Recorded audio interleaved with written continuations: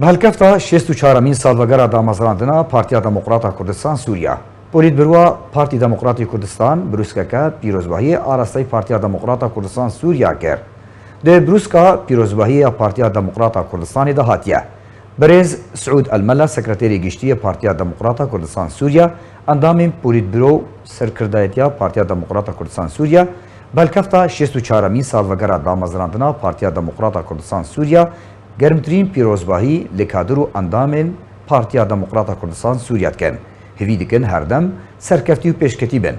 Di xebata xwe de berdewam bin ta bigêjin armancên gelê Kurd li Rojavayê Kurdistanê.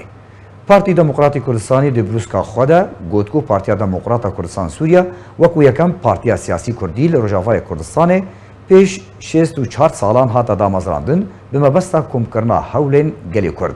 Ji bo bi destxistina hemû mafên siyasî û netewiyên gelê Kurd li Rojavayê Kurdistanê.